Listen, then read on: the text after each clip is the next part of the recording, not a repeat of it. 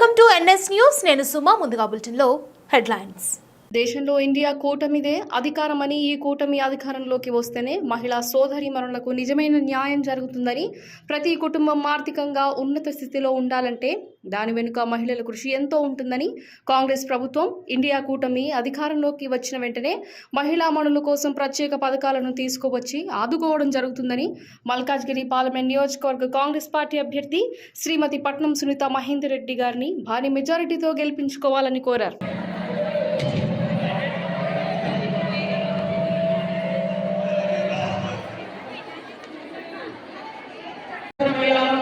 చాలా మంచి పథకం.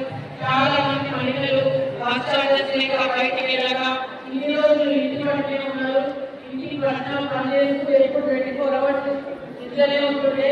ఇప్పుడు మన గౌరవ ముఖ్యమంత్రి రేవంత్ రెడ్డి గారు ఉచిత బస్సు చేయడం వల్ల చాలా వరకు ప్రయాణాలు చేస్తూ అన్ని రకాల ప్లేసెస్ కొంతమంది అయితే పక్కన నేబరింగ్ డివిజన్స్ నుంచి వచ్చి ఇక్కడ హైదరాబాద్లో పనిచేస్తూ చిన్న ఉద్యోగాలు చేస్తున్నారు ఈ బస్సు వల్ల. కాబట్టి ముఖ్యంగా మళ్ళీ మనకి గ్యాస్ పథకం కూడా 500 ఇవ్వడం, ఇంకా మహిళలకి మహాలక్ష్మి ద్వారా కూడా 2500 మీకు ఎలక్షన్స్ తర్వాత పడతాయి. ఇంకా ఇలానే ఎలక్షన్స్ కూడా అయిపోయినాక తప్పకుండా మీకు అన్ని వచ్చేస్తే ఒకగా ఉంటారు. కాబట్టి ఇంకొకటి 30,000 మంది ఉద్యోగాలు ఇవ్వడం అనేది మన గౌరవ ముఖ్యమంత్రి గారు గొప్పతనం. మన రాహుల్ గాంధీ గారు మన పాన్స్టాయ్ అది కూడా చాలా గొప్పతనం. పాన్స్టాయ్లో మహిళా న్యాయం ఒకటి, రైతు న్యాయం ఒకటి, సామాజిక న్యాయం ఒకటి, ఇంకా యువ న్యాయం ఒకటి, చాలా శ్రామిక న్యాయం, ఇవన్నీ చాలా 5 న్యాయాలు ఉన్నాయి. వీటి వల్ల చాలా